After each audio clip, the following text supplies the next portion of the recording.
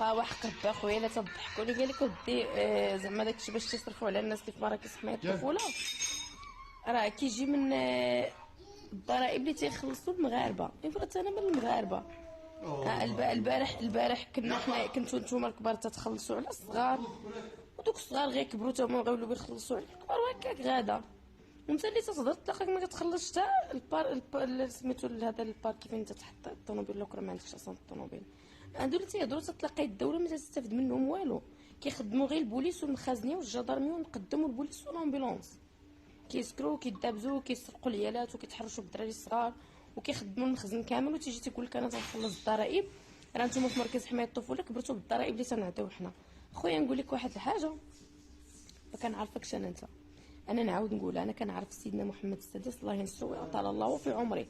المكان اللي انا كنت فيه ماشي جمعيه خيريه، هو مركز حمايه الطفوله.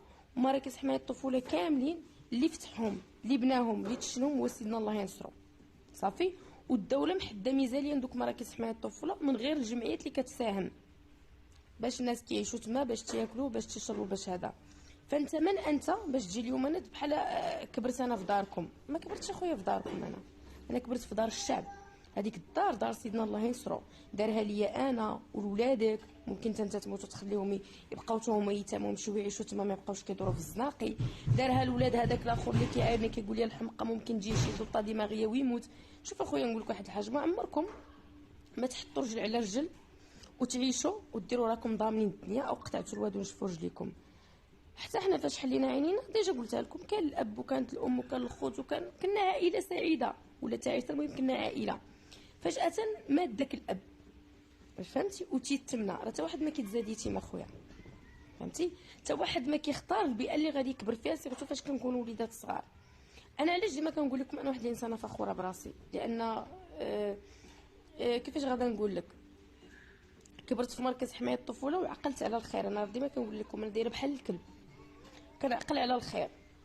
بالنسبه لي انا الحيوان المفضل هو الكلب، لان عنده لا فيديليتي، عنده الاخلاص، كيعقل على الخير.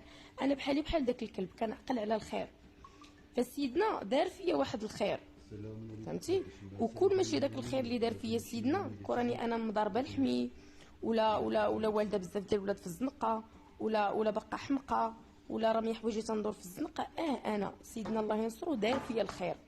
عشان هي تهز واحد اليتيم طفل صغير تحتويه وتعطيه المسكن والمأوى وحنان العائله وتقريه وتربوا ليه وتعلموا كيفاش يكون قاد.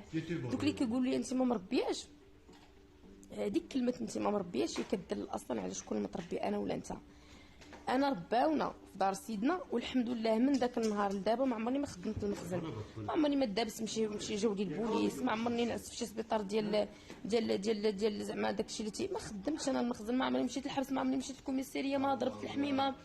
ودوك الناس اللي مديرونجين من التطواج ديالي ما عنده ما ياثر على اقتصاد البلاد. التطواج اللي انا دايره ما كياثرش على اقتصاد البلاد، ما كيفسدش اخلاق المجتمع، ما كيشجعش على الفسق، ما كيشجعش على الفحشاء، ما كيشجع على والو.